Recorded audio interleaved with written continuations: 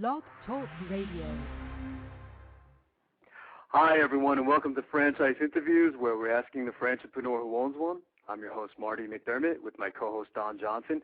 And if you've ever dreamed about owning your own business, then you've come to the right place. We have a great show this morning. We're meeting with Peter Baldine, Chief Development Officer for Moran Industries. And in 1956, Dennis Moran founded Moran Industries based on a simple statement: Americans depend on their cars, and they can depend on us. For over 50 years, Americans have relied on their professionalism and industry expertise to service our cars and maintain them on a regular basis. Moran Industries offers several highly respected and recognized brands that have exceeded their customers' expectations. Each of these brands is a trusted name with a proven award-winning operation system and a support program that is among the best in the industry. And that's coming up in segment 2 of Franchise Interviews.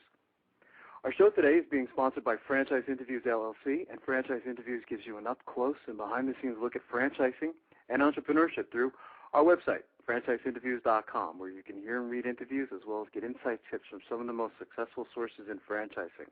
Our weekly franchise radio show on Blog Talk Radio, where each week you get to hear a new interview with franchisors, franchisees, franchise authors, franchise experts, and franchise attorneys. And our monthly franchise newsletter, which is a must-read for anyone looking to buy a franchise. And don't forget to listen to our podcast, Great Quotes in Franchising. And Don, welcome back to another edition of Franchise Interviews. How's your day going today, my friend? Going fine. How about you, Marty? It's good. Another beautiful day out there. You know, as I mentioned on the last couple of shows, it's October is definitely one of my favorite months here in Pennsylvania. You know, so right. It's beautiful out there today. But it's been a busy week, just like yours. As you know, I'm getting ready to go out to Chicago. I'm doing a presentation to an organization called the Collegiate Entrepreneurs Organization on franchising. So looking forward to that as well. So I'm having a busy week. Right. You've been to Chicago before, right? It's a beautiful city. It's become actually one of my new favorite cities. Have you been there before? No, I've never been there. I've traveled a lot in my life, but it's never been to Chicago, surprisingly. It's a great place. It really surprised me the first time I was there, you know, several years ago, and just great restaurants. So it's just a fun place to be. So, I know you have a trip coming up anyway. You're heading out to the West Coast soon, aren't you? Yeah, we'll start talking about that soon. The West Coast show. Expo, one of the largest franchise shows, and that's in Los Angeles coming up in early November. So we'll be telling people about that show, you know, next few weeks. Absolutely. Well, last show, Don, we met with William Fickman of the I Sold It Franchise Opportunity. And if you missed the show, the I Sold It Franchise Opportunity is a concept that offers customers an easy and effortless way to sell their items online. This unique approach to online retailing gives customers a click-and-mortar store where they can drop off merchandise that they would like to liquidate online. Customers simply stop by a store to drop off items they want to sell, and I Sold It takes care of the rest. I thought it was a very interesting show. William was definitely the youngest franchisee we've had on the show up to this point in 2 years. What were your thoughts on last week? Yeah, very impressed with his business skills at such a young age, and it was amazing. You know, really the risk, you know, in franchising, you're taking on less risk in starting up a business with a franchise, of course. But when he was starting up I Sold It, I think he was one of the early franchisees. I think certainly the first in his area, and he saw an opportunity. He wants to jump in on the ground floor. So I was impressed with the risk he took at the time, and you know, being a young age, you know, doing pretty well.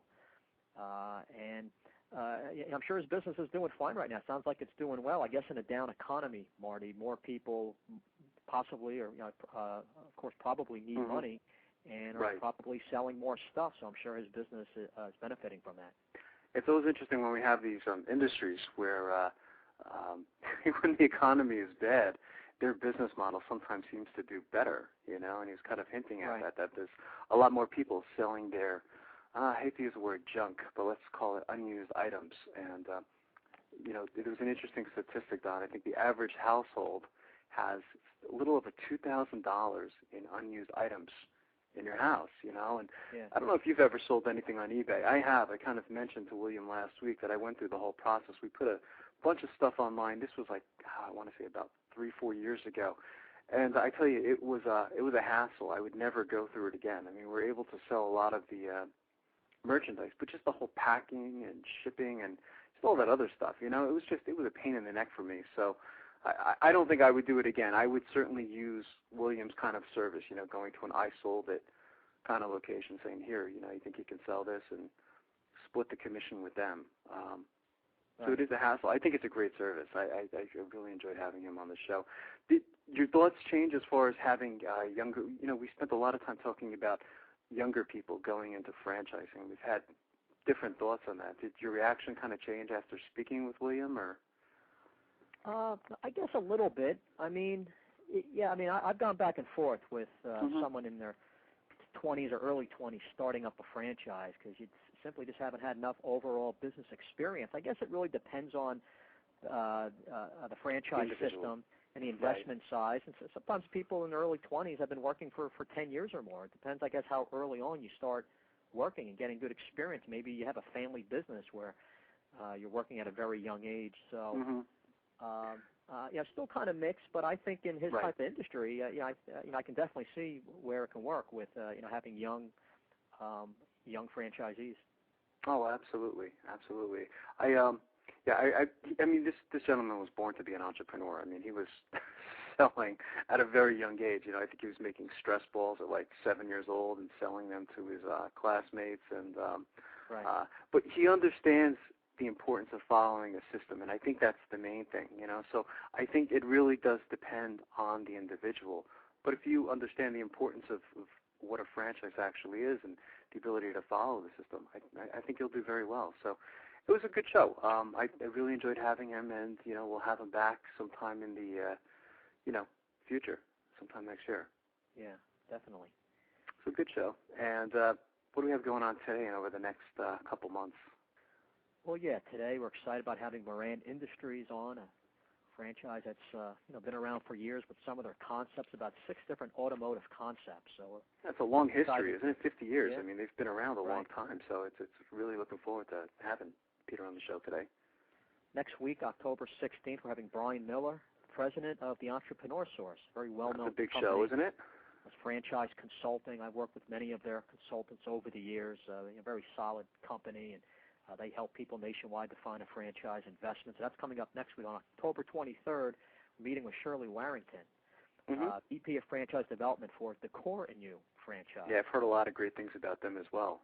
I have to let my mom know about that show. She's been interior decorating. I know she's into the whole interior decorating thing, so we'll have to get her in That's the end her of the month. gang. We're meeting with, Tamara Loring from the Business Partner Franchise Opportunities. So that's at the end of the month.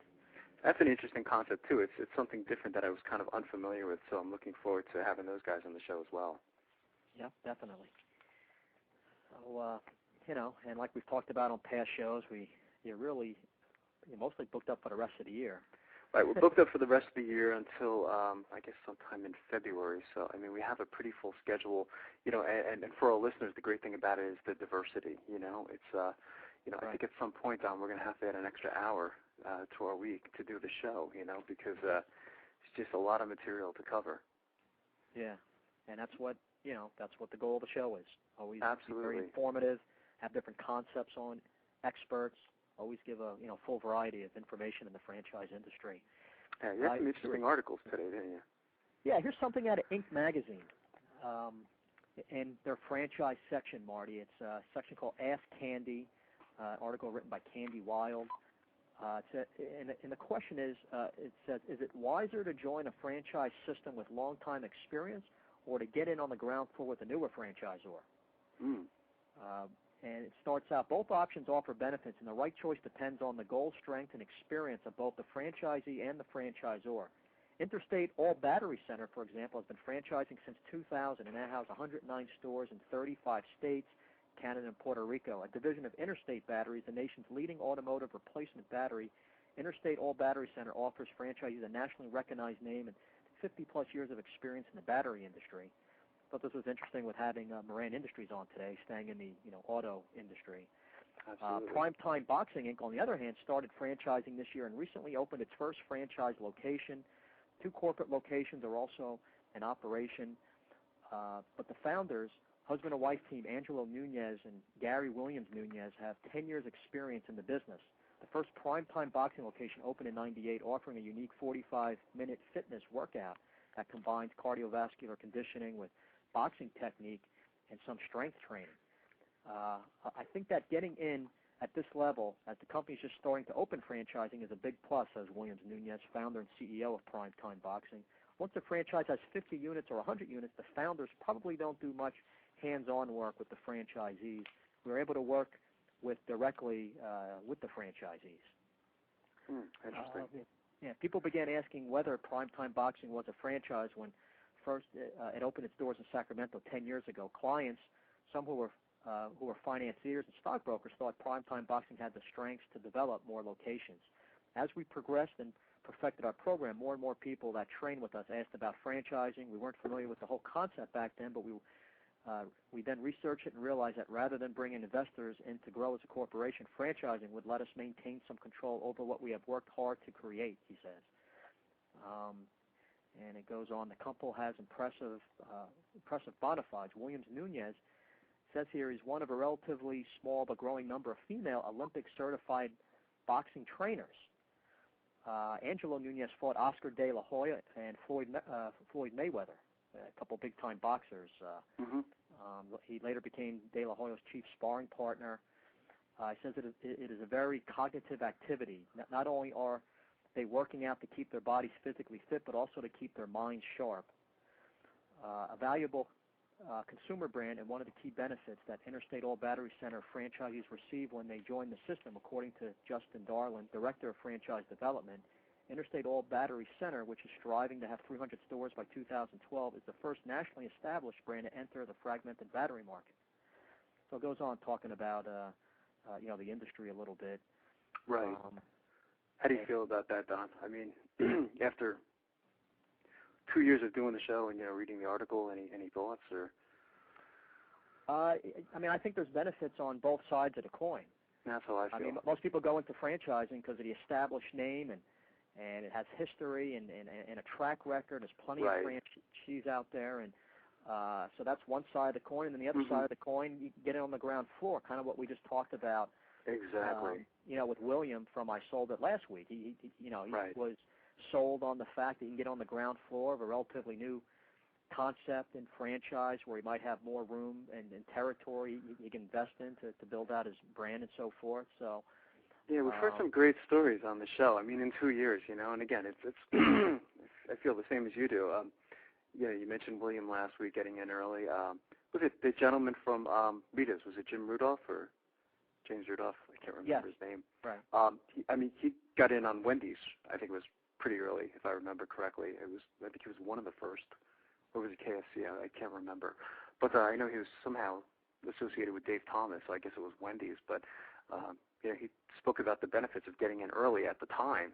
So, it is. It's kind of interesting. It says, according to the IFA, top franchisors lead by example, view their franchisees as customers, involve franchisees in the strategic development of the system, also accumulate and share information with franchisees, promote communication between franchisees, also evaluate the potential impact of all major decisions on the franchise or company, the franchisees, and the value of the consumer brand. I thought this was interesting, here's something, entrepreneur.com by Janine Chun, the Franchise Insights. It says 4 advantages of buying a big-name franchise, kind of staying on the steam a little bit with, say, a big-name franchise. And the article starts out, Hardy Gruel may not be as internationally known as Steve Jobs, Bill Gates, Howard Schultz, or even Marty McDermott, for that. There you go. But his business is as much of a household name as Apple, Microsoft, and Starbucks. Gruel went from corporate accountant to business mogul in one simple step, buying a Subway franchise. That giant leap plugged Gruel into the power of a big franchise. Yes, but more importantly, into the bigger powerhouse that is franchising itself. Franchising added $880 billion, more than 140,000 new businesses, and 1.2 million jobs to the nation's economy from 2001 to 2005, according to the IFA. Wow, I'm going to have to use that stat. Yeah, that's interesting.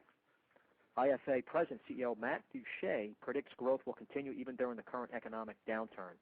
And it goes on, Gruel took full advantage of that power potential. Though he looked into other franchises, including smaller chains, he ultimately decided to buy a Subway location in '89. He figured a large franchise offered more sustainability in the long run and made expansion possible for an everyman like himself. 2 years after buying his first franchise, he says his accountant brain started working, and he realized that by acquiring units, he can multiply his earnings by 5, 10, 20 times. So In 2004, Marty, he got up to 25 stores. Wow. Today, he sold all of his locations. I'm sure made a lot. He's now Subway's development agent for the Los Angeles County and Orange County area. That's incredible. And he notes 4 big advantages to buying into a big system. First, capital. This is simultaneously the greatest asset and the greatest obstacle to starting a business in this economy. He also says purchasing power. Forget stocking up at Costco. Subway purchases food, forks, knives, and for more than over 29,000 stores. That quality gives you the advantage over someone who owns, say, 5 stores. Oh, absolutely. It's economies of scale. It makes a very big difference. And having relationships, I know Peter wrote a great article on having like relationships with like your vendors and things like that. And that Subway has them. So right. That's pretty interesting. And he says, of course, that quality gives you the advantage over someone who owns, say, 5 stores. Those savings are passed on to the franchisees. That's particularly crucial in a food-related business as food inflation puts more restaurants on the edge. He talks about competition and downturns. The brands with the strongest financial positions and reputations are more in demand. And also marketing. Subway dominated this year with its well-timed $5 footlong promotion. He says it was an idea some entrepreneurial-minded franchisees started in their local market. The corporate advertising board got wind of it and took it system-wide. I didn't know that. I guess franchisees came up with an interesting local ad promotion, $5 footlong promotion, and started working, and I guess corporate liked to put on a national level. That's interesting. Yeah. I mean, this whole story is interesting to me. It sounds like this gentleman that you're talking about. What I like about the story, too, is he started with one, didn't he? I mean, he just kind of started off with one Subway franchise and then realized that he could quadruple his earnings by having more Subway franchises. But if you remember when we had Julie Bennett on the show, she wrote the Franchise Times Guide to Selecting, Buying, and Owning a Franchise. She was very big on that, too, from her experience. She wasn't too big on the whole, buying multi-units all at once, buying 3 to 5 of them initially. She said, you know what, start off with one, see how you like it, and if you do, then buy some more. Again, now there's a risk to doing that, of course, losing a territory. So you have to be careful of that too. So there's definitely pluses and minuses to the whole thing, but it really is a wonderful story. Right, and this person, I guess, felt more comfortable going the road of a more nationally known franchise. Right. Kind of like what's interesting with today's guest with Moran Industries. A lot of concepts very well known. Exactly. I mean, look at the history. It was Moran Industries 50 years. I mean, they've been doing this a long time. I mean, they've seen it all. So, absolutely. All right. I have something else here. I guess with the biggest news in the country right now is obviously with the way the economy is and the credit markets and it's rough times. Here's something out of Houston Chronicle.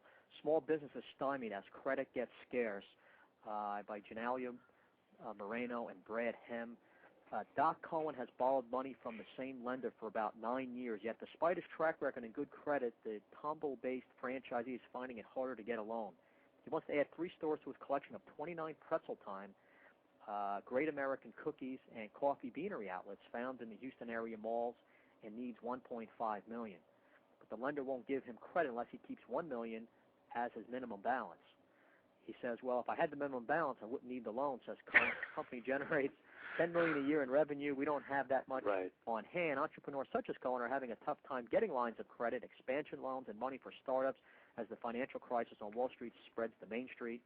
As we all know, obviously that's my business here, so, Well, you can really relate to this story, can't you? I mean, I guess you see this every day. I mean, I see it firsthand.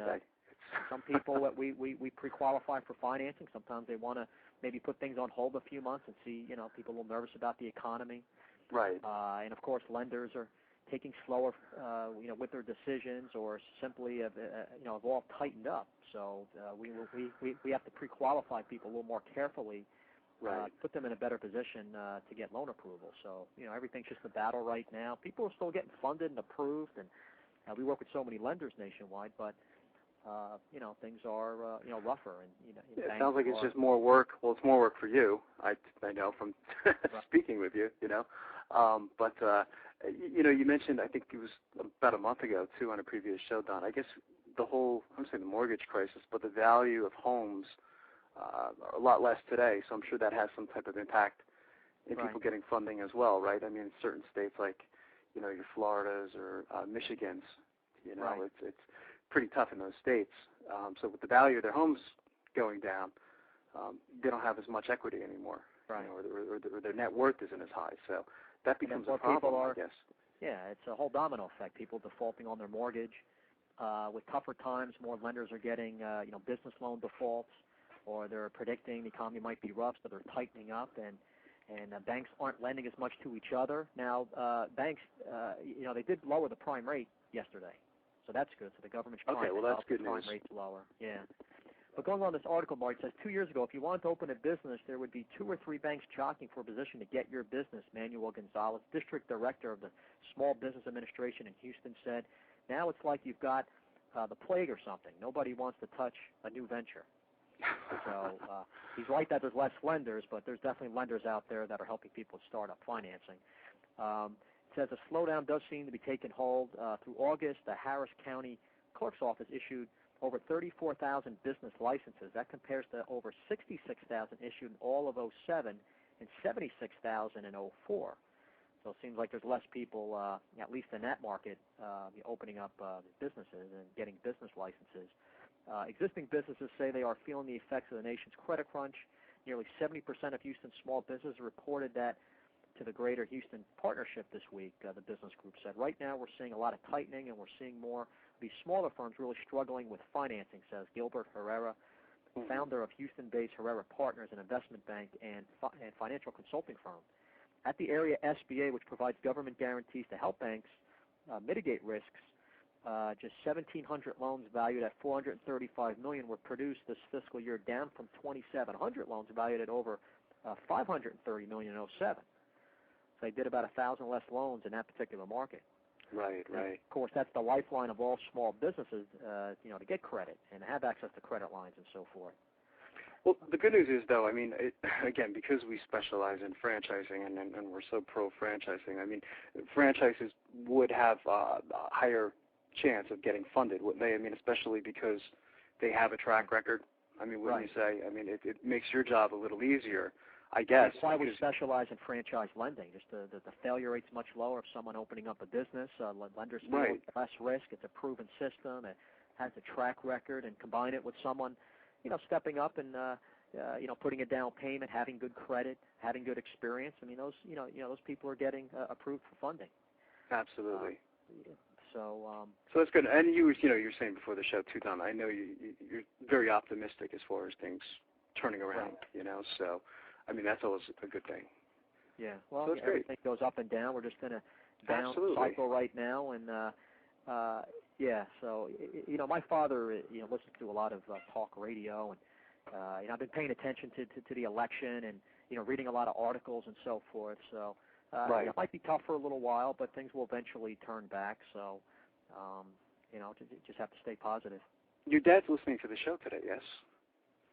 I have to talk to him about that next time I see him. So, but today's show, Don, is being sponsored by Franchise Interviews LLC, and Franchise Interviews gives you an up-close and behind-the-scenes look at franchising and entrepreneurship through our website, franchiseinterviews.com, where you can hear and read interviews as well as get inside tips from some of the most successful sources in franchising. Our weekly franchise radio show on Blog Talk Radio, where each week you get to hear a new interview with franchisors, franchisees, franchise authors, franchise experts, and franchise attorneys, and our monthly franchise newsletter, which is a must-read for anyone looking to buy a franchise. And don't forget to listen to our new podcast called Great Quotes in Franchising. We just had a new one go out this week, so listen to that. And today we have a great show, Don. We're meeting with Peter Baldine, who is the Chief Development Officer for Moran Industries. And in 1956, Dennis Moran founded Moran Industries based on a simple statement: Americans depend on their cars, and they can depend on us. For over 50 years, Americans have relied on their professionalism and industry expertise to service our cars and maintain them on a regular basis. Hey, Peter, good morning. Welcome to the show. Good morning. Glad to be here.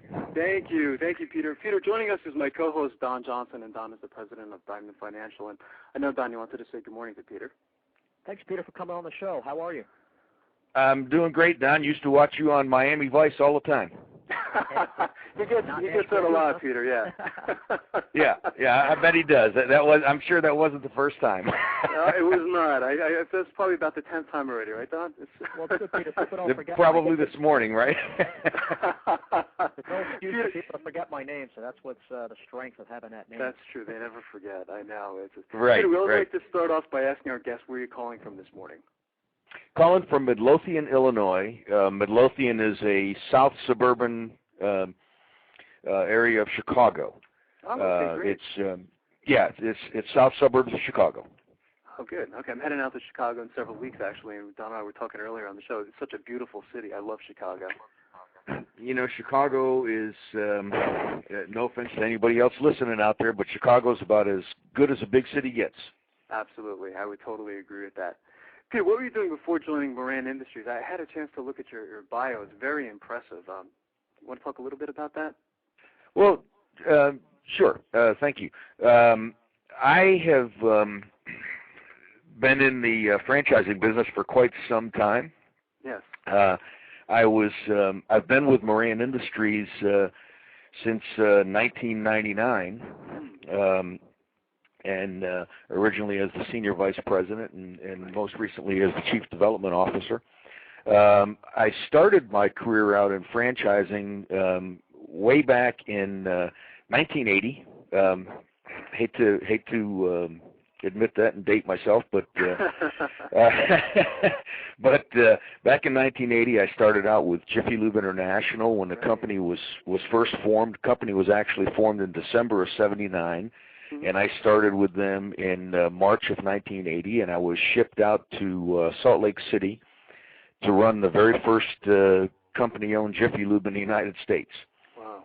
And the owner of the company sent me out there and said, this is a whole new industry, so you need to go out there and learn how to run these things.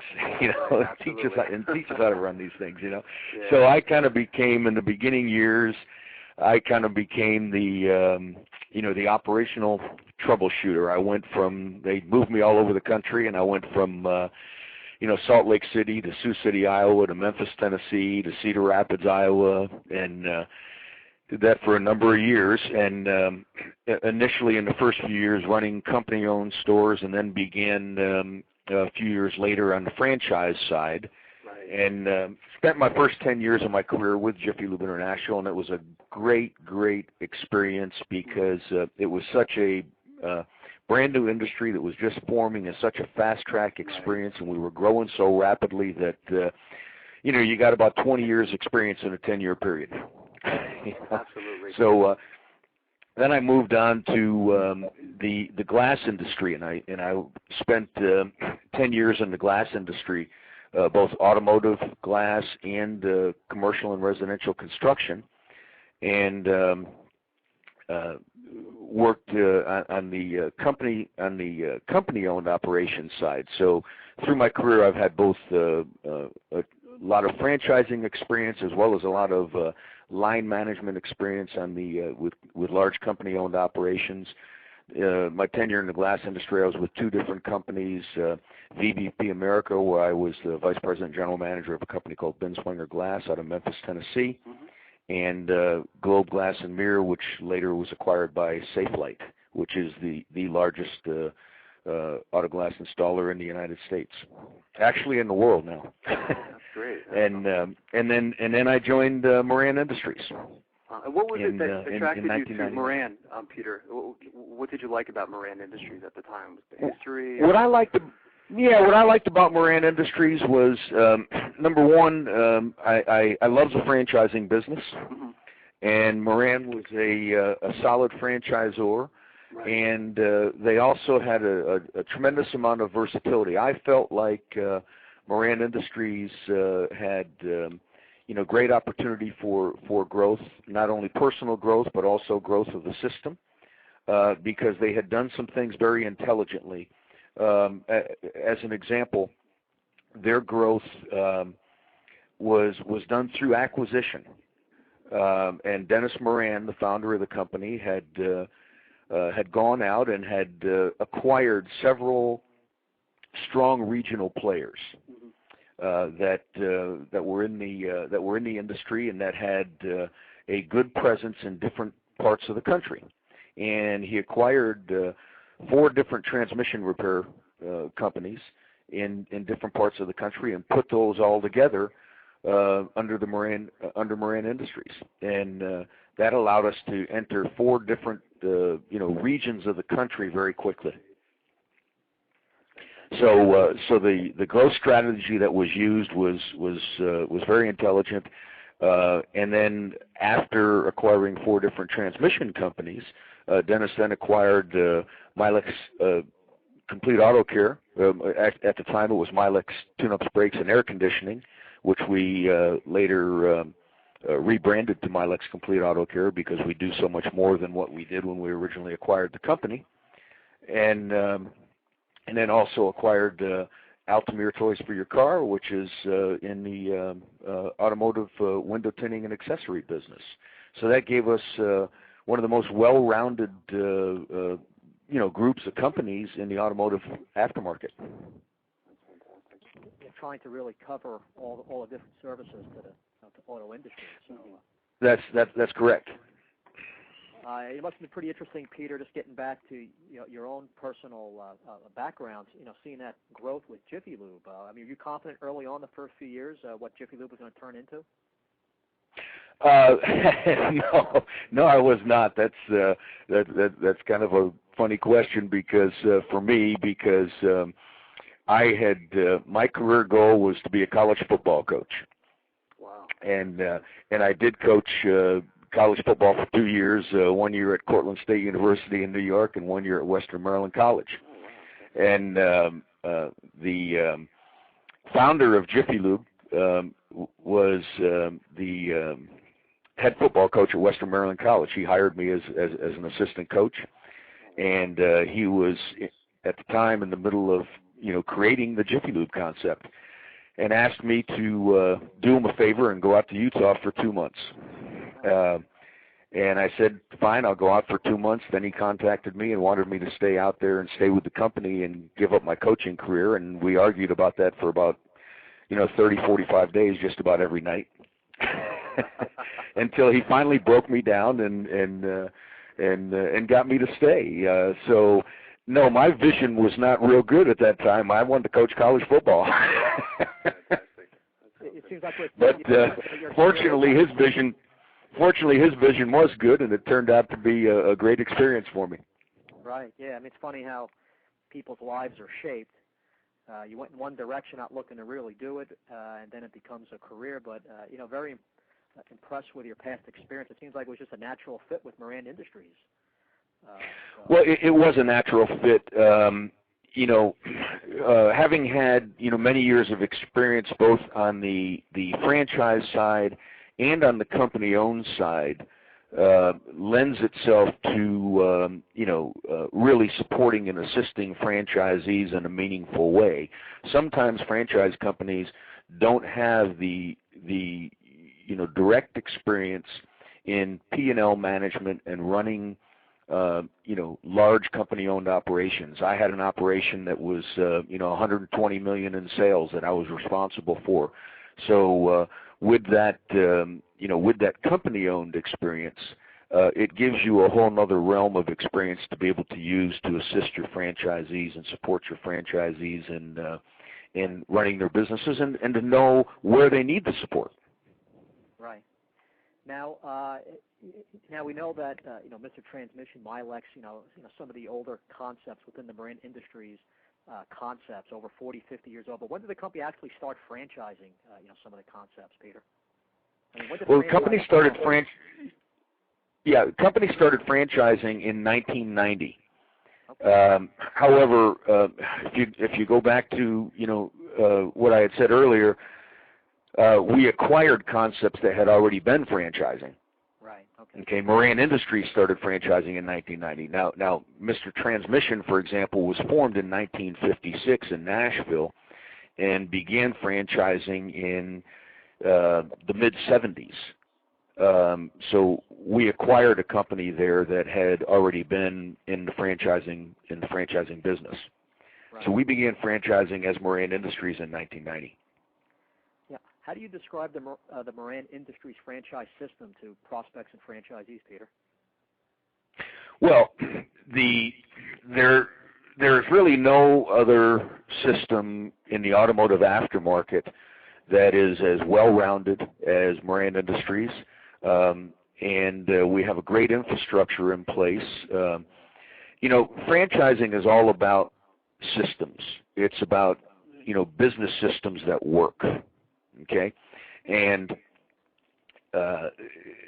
it's not always as all that specific to the widget that you're selling as it is to the systems that you provide the franchisee in order to run their business successfully, okay? Right. And Moran Industries has the infrastructure in place with all the various support systems that a franchisee really needs to be effective in how they run their business.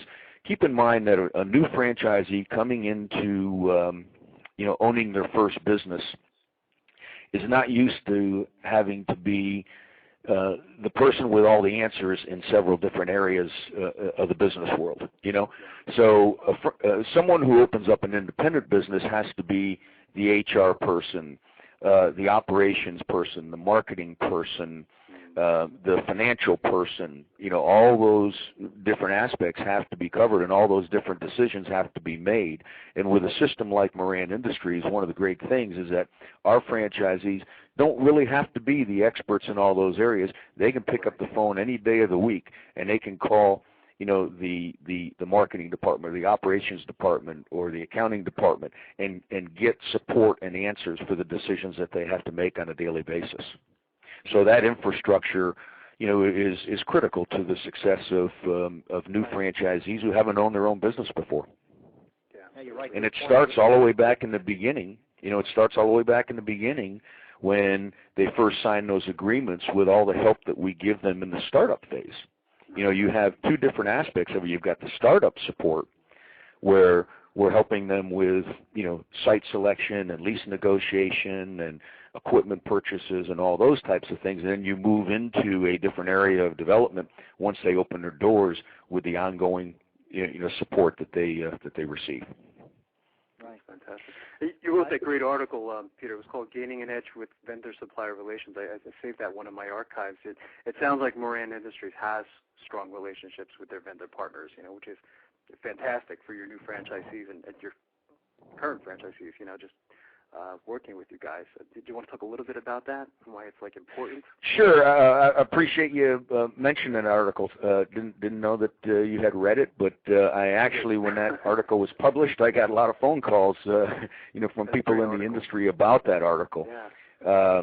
And it was really kind of a fun article to write because it's something that that I guess you have to be as old as me to understand those experiences, Right. but those vendor relationships are very important. My mentor, back years ago, I remember having dinner with him one night, and one of the things that he asked me a question. I said, "Geez, I'm not sure," and he said, what the answer to that is, and he said, "Well, you have to look at, in running a franchise company, you have to look at what all your available resources are to help your franchisees." And he asked me to define what my resources were. And I didn't define it real well at that time when I was a young kid, Right.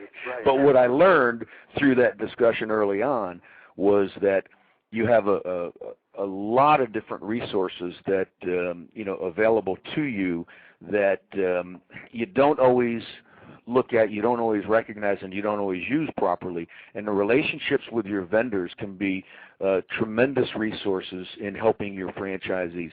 We don't sell product to our franchisees. Right. We're not in the product business. We used to be in the product business, and we decided that for our business, at least, some people do that well, but for our business, we decided that it was a distraction, and what we really needed to focus our energy on was our core business, which was being a good franchisor. So we went back at that time and began really establishing strong vendor relationships, negotiating well on behalf of our franchisees to give them the savings so that their cost of goods would be lower than their competitors. Found in the process that we had many vendors who were willing to do other things for us, who were willing to share ideas with us on advertising and marketing support. For example, we've got a couple of vendors who have very strong marketing departments, and they work closely with our marketing department to help put together ad campaigns for our franchisees. So, the vendor relationship can be much more than just buying product. So our role with our vendors is to negotiate both purchases and services on behalf of our franchisees to give them the best deal possible out there. Absolutely, and the franchisees appreciate that, which I guess you have a stronger relationship between the franchisee and franchisor, because you guys are correct. Down, so it's fantastic. When we sold several years ago, when we sold our wholesale parts distributorship, we actually sold it to one of our vendors as part of the negotiations with bringing them on as a primary and approved vendor. And they really gave us a great deal. It'd surprise you, once we rolled that program out, as to how many long-term experienced franchisees called us and said, "Thank you, thank you, thank you. I've never been able to buy this well. In the 20 years I've been in this business, I've never been able to purchase this well. You guys really did us a big favor." And we got a lot of those phone calls. That must have been a great feeling for you too, Peter, to get those It calls. It was. That's fantastic. A question we were excited about. Yeah, I was just going to mention real quick. I mean, you're talking about all the advantages that a franchisee has with Moran Industries. I think a real good selling point is with the number of concepts you have, just the co-branding options, Peter. Imagine a certain percentage of your franchisees might even start up a couple concepts at the same time, or an existing franchisee might add a concept since you have a few different services to the auto. Well, yeah, thanks for bringing that up. If you didn't bring it up, I certainly was going to, because it is a great advantage. The automotive aftermarket has changed a lot. And if I can, go back and do just a real basic and quick history, you used to, 30 years ago, you'd drop your car off at the neighborhood gas station. You probably knew the mechanic. You'd leave them the keys, and the cars were so simple that they could do anything to your car.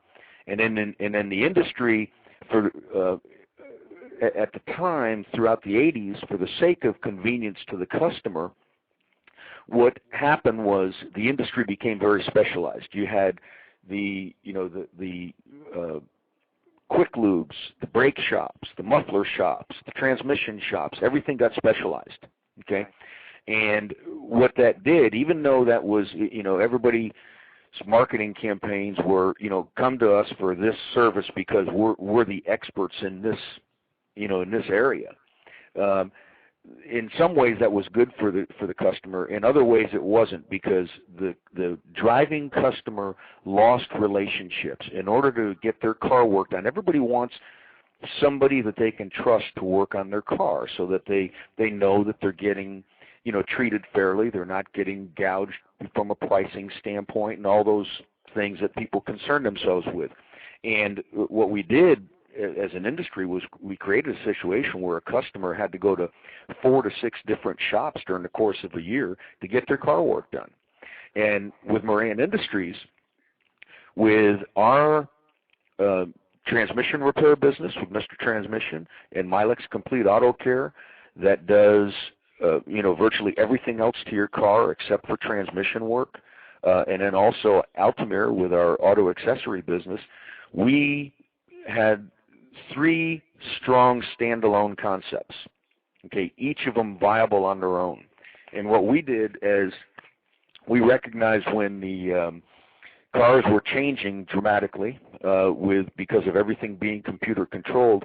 The diagnostics all blended together, and we looked at the industry and we said, we have a better opportunity than almost anybody to create these co-branded models. Okay, and we were able to take standalone successful concepts, put them together under the same roof. For example, with a Mr. Transmission and a Milex co-branded franchise, that franchisee has basically the same overhead structure with both franchises as he does with one, but he now has two revenue streams, and he now has the ability to do almost anything to a customer's car other than body work. And so what we've created is the most complete automotive repair facility in the industry, and we've recreated a situation where now that customer doesn't have to go anywhere else. They don't have to go to 4 to 6 different shops. They can come to us and they can get everything done under one roof, and they can reestablish those relationships that they had 30 years ago. Right. Yeah. Big advantage. Absolutely. Yeah. What role has technology played in your business, Peter? It sounds like it's played a pretty big role. Huge role. Absolutely huge role, because the cars have changed so dramatically. You have some of these cars today that have 7 or 8 onboard computers on them. Right. Okay, and you used to get in the car, for example, in the transmission business. Somebody said they had a transmission problem. They left you the keys. You test drove the car, for a mile or two, and you were able to determine from test driving it what was wrong with the car. You can't do that anymore. The automotive systems are so complex now, with everything being computer controlled, that you have to diagnose the cars with the proper computer equipment. You have to know the codes. You have to read, hook the computer up to the car, drive it while it's connected to the car, so that it reads the codes. Particularly if it's an intermittent problem, it becomes even more complex. Okay, and so what have we done from a technology standpoint to deal with the complexity of the cars? What we've done is, we've reevaluated over the years what diagnostic equipment our franchisees need to properly diagnose a car. And we've got state-of-the-art diagnostic equipment in the equipment package for the franchisees. We have a terrific technical software program that our franchisees use to, once they diagnose the car, the software program that we use allows them to find out exactly how to do the repair for what they've diagnosed to be the problem. And we go even above and beyond that. We have a technical department for our repair franchises that continues to do research in the industry, provides up-to-date service bulletins for the franchisees that we send out on a monthly basis or on an as-needed basis. If something comes up that we learn about, we'll send one out very quickly. In addition to that, we also man a technical hotline. So if our franchisee has a problem with a repair and they don't seem to be finding the right answer, they can call our technical hotline. They can talk to a master mechanic on that tech hotline, and he will talk them through the problem. He will help them find the answers, with the mission being to help the franchisee solve the problem, deliver the car to the customer, collect their revenues, and get the next revenue-paying job up on the list. Okay? So it's really, we look at our technical department as a productivity department for the franchisees. We want the customer to be serviced and satisfied as quickly as possible, and we want the franchisee to run a productive operation. So we provide that service to them, and our franchisees tell us that is a tremendous service that they couldn't do without. Just tremendous tools. Just everything a franchisee needs to be successful is what you guys have. Well, the business systems that we have in place, for example, that I was just describing, actually allow, even though the cars are complex today, it allows someone with a desire to own their own business that doesn't have automotive experience to actually still enter the automotive aftermarket because of the business systems that we have in place. Right. You know, we have systems that a good businessman can come in and implement even if they're not an automotive guy.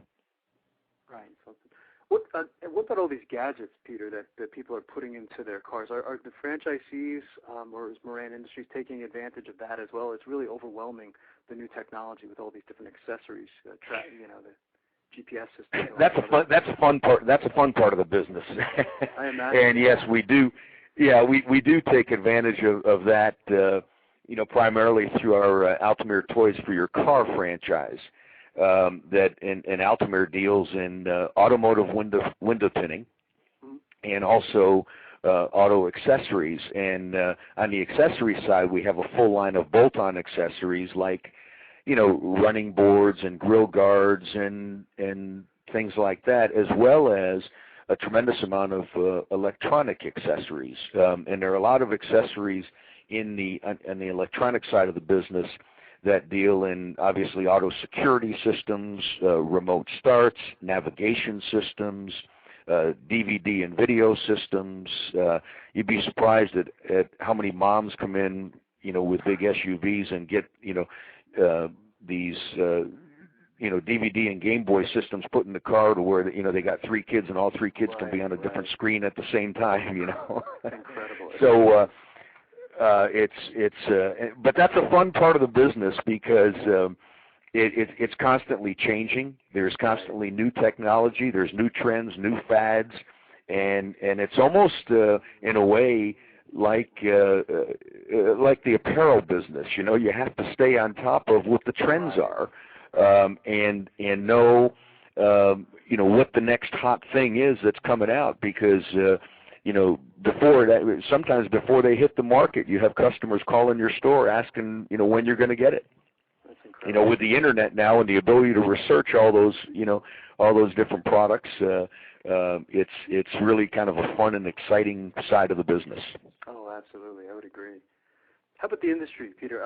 It sounds like it's a pretty big industry. You could call it the automotive aftermarket industry. Are there any numbers as far as like how dollar-wise? Sure. The automotive aftermarket industry is over $300 billion. Wow.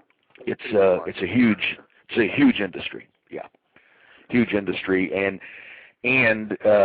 it continues to have pretty dynamic growth. If you maybe a simpler number to talk about than $300 billion.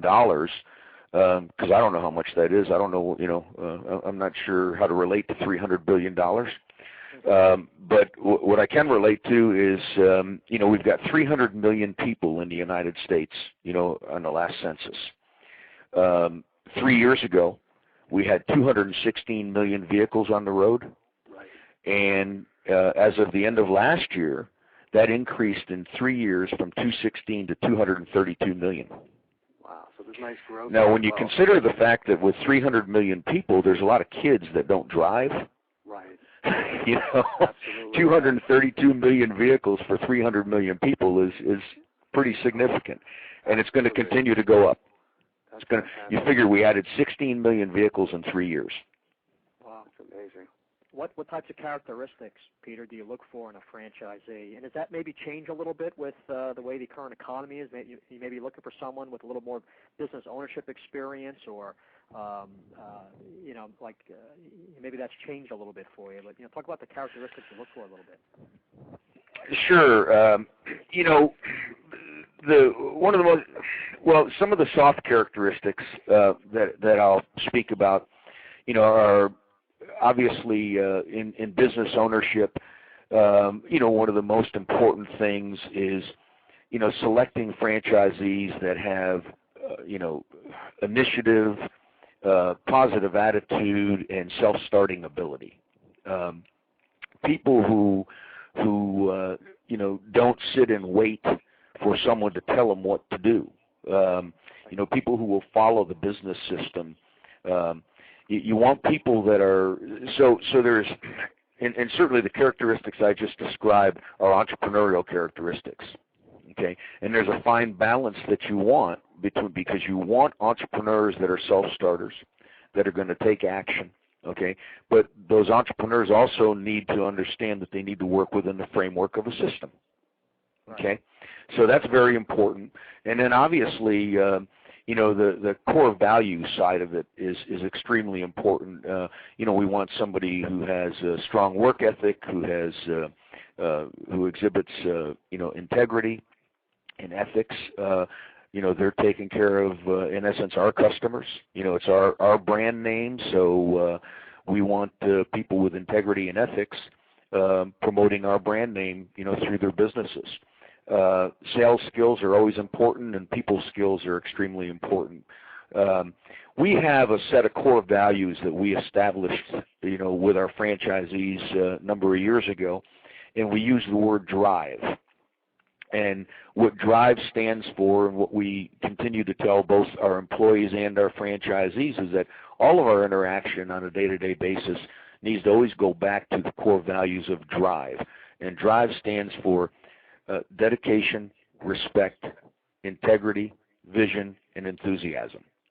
We feel like if we have done a good job from a leadership standpoint in having our franchisees and our employees understand and buy into the drive concept, then we're going to take great care of our customers out in the marketplace.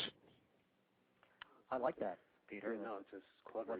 What it stands for, drive, that's excellent. What is a typical day like for Moran Industries franchisees, Peter? Is there a typical day? Probably no day is typical. To be honest with you, in small business ownership, you don't have many typical days. That's true. But to give you a perfectly honest answer, the franchisees, but quite frankly, typical day is our franchisees are not typically hands-on working on cars. Some do. We have some franchisees who have been in the system a while, and that was their background, and that's what they may gravitate to. But for the most part, our franchisees work on their business, versus in their business, which means that they're networking, they're working on advertising and marketing their business, they're working on business-to-business sales, they're working on, leading their team, managing, productivity and managing their team and keeping their team motivated. And a big part of success with our franchisees is being involved in the community, is having some role in the community to where you not only promote your business, but you also give back. We have a lot of franchisees who do an awful lot with youth sports teams. A lot of Mr. Transmission and Milex baseball and football teams out there across the country. That's great. Wow. What's the training like for your new franchisees, Peter? Training is one of our strong suits. Having been in business since 1956, training is extremely important for franchisees, both new franchisees and on an ongoing basis. And we have different training programs that have a lot of the same core systems in place, but we do very extensive training. We have a 2-week classroom training session for our automotive repair brands that consist of 1 week being what we call a center manager school, which is how to run the day-to-day operations of the business, and then our owner-operator school, which deals in all the back-end aspect of the business. How do you read your P&Ls? How do you take action if your P&Ls don't come in the way you want them to this month? If you have costs that are out of control, if you have this, productivity problem, how do you react to that? How do you advertise and market your business? How do you deal with recruiting and the HR issues that you're going to encounter? So we teach both the front end of the business extensively and the back end of the business extensively. And then we also have a component of field training that's included in that as well. So a new franchisee is going to get 2 weeks of classroom training, a week of front end, a week of back end, and then they're also going to get 3 to 5 days of field training once their store opens, where we send an operations person out and work with them in the beginning of their new operation. On the SmartView Window Solutions business, which is non-automotive, by the way, I hadn't mentioned that much, but SmartView is a residential and commercial window tinting business, and that has a 10-day training program for all franchisees that covers, all similar aspects of what I just described. That's great. What are Moran Industries' plans for the future, Peter? I imagine to keep growing and. Yes, we definitely have plans to to continue to grow. Matter of fact, I might mention that one of the publications just came out, one of the IFA publications that had the top 200 up and coming franchises, and we were ranked in the in the top 200, which is pretty good given the fact that there are over 3,000 franchise companies out there in the United States today. So we were in the top 200 of up-and-coming franchise systems. Our plans right now, we have approximately 200 locations, and over the next 5 to 6 years, we intend to hopefully bring that up to about 500 locations with a combination of our brands. That's fantastic. We have about 30 seconds, Peter. What's the best way for our listeners to get more information on Moran Industries? Is there a website or a phone number? Or? Our phone number is 800 377-9247. Okay. And our website is moranindustries.com. Yeah, which is a great website, by the way. Don and I were on the website this morning, and it's just very informative. There's a lot of great information on there as well. Well, we redid the website recently, and when somebody goes to moranindustries.com, there's some great information on there, including some very informative videos that really help people understand our concepts. That's some nice quotes from some franchisees who have been successful. Yeah, I saw that. Yeah. Yes, absolutely. There are about 6 different video clips of franchisees talking about their experience with the business. Wow, that's fantastic. I want to thank you again, Peter. You've been a fantastic guest, and Don and I would like to have you back on a future show in 2009. I would love to be back. Thanks for the opportunity to speak to you guys, and I really appreciate being on, and would love to do it again. Thanks, Peter. You have a great day today. Take care. Thanks. Take care. Take care. Bye. Great show, huh, Don? Yeah, pretty impressive. Obviously, he was very proud of being one of the top 200 up-and-coming franchises. Oh, absolutely. Again, I mean, out of 3,000, that's right. That's fantastic. It's just such a huge industry. And just one of the new questions that we've been asking on the show is the role of technology. And right. Just researching Moran. I mean, it's just there's so much opportunity there. And again, you don't have to have a background in the automotive industry to get into something like this as well. So it's just well, you he can sense said his it. passion. Yeah. Their franchises are working on the business, not in the business.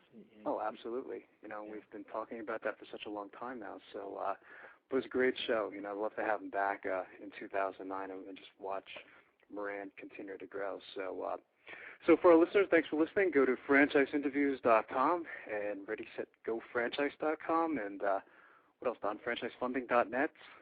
People wanting to get pre-qualified for financing, franchisefunding.net. Next week, we have the Entrepreneur Source on the show. That's right. It's the president of the Entrepreneur Source. So it's looking forward to that. And you did a great job, and I'll talk to you next week, Don. Okay, Marty, good job. Have a nice day. Take care. Bye-bye.